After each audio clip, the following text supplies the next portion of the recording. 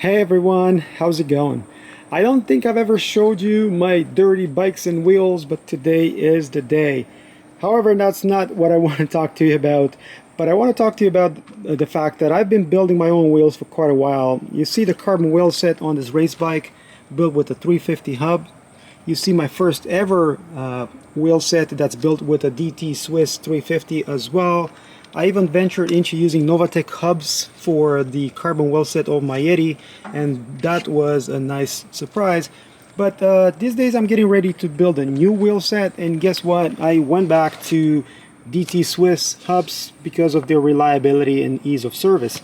And with DT introducing the Ratchet EXP technology on a couple of their models, I thought I would use these. So why don't we take a closer look and see how they are the same or different from the good old 350 or 240 hubs.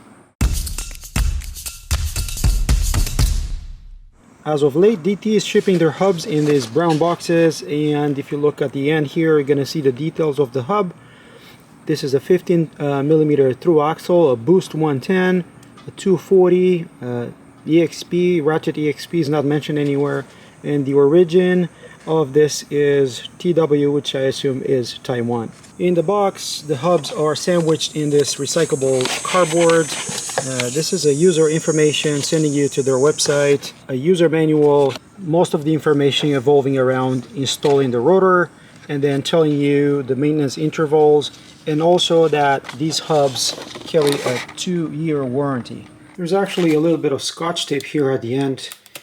Just cut that, and the hub comes right out. Where some manufacturers concentrate on giving you flashier colors or style, DT Swiss focuses on the design, and their colors of choice are usually black, red, and white. Black and red usually for the 240 hubs. These new ones have a matte finish. It was a glossier finish in the past, and the decals are actually painted decals, so you can't really remove them anymore.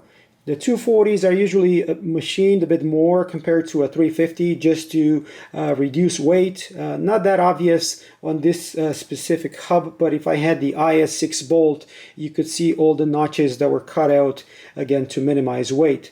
Redesigned for this new version is the end caps. You have that integrated lip that allows you to remove them by hand. Again, these are press fit, so very easy to remove now. If we look at the 350 or the old 240, that was a straight end cap. That wasn't that easy to remove compared to this.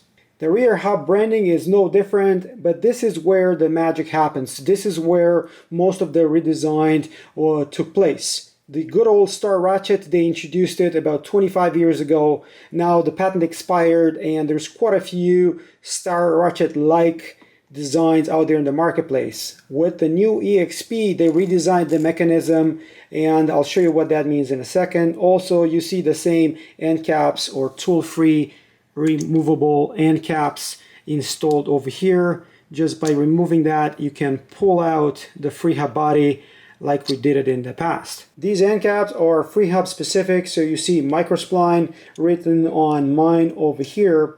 However, if you look on their configurator, you will find that the good old QR 5mm is no longer supported. So if you have 135mm rear spacing on your bike, the new 240 doesn't cover that anymore. They do cover all the current Freehub styles though. You see the microspline, they have the XD driver and the good old HG spline from Shimano. However, they say that the new Freehub bodies and the old ones are not compatible. On careful examination side by side though, you will see that these two look very, very similar. The only thing that's different is that red washer that can actually be removed. They do say, again, that the two Freehub bodies are not compatible with each other. So if I need an XD driver for this hub, I gotta buy the Ratchet EXP. But watch this. If I just put that little washer in here, and it fits, old Freehub body onto the new hub, it fits right in. So I don't know why they say that it's not compatible. It fits, that's for sure. There's no extra gap here between the Freehub body and the actual hub between the two. And the Freehub body plus the end cap is the same length, so that shouldn't mess up with the hub spacing. So I think we're onto something here. What do you guys think? All mechanism comprised of 2 rings with the conical springs on both sides. In the new design, that inner ratchet is incorporated in a ring that also has the bearing over here, leaving only one movable part. This comes with 36 tooth, so 10 degrees of engagement. You only have one spring that is not conical anymore. And this should give us a better engagement and fuller engagement of the mechanism. However, the downside of this design is that you can't really change from 36 to, let's say, 54 points of engagement.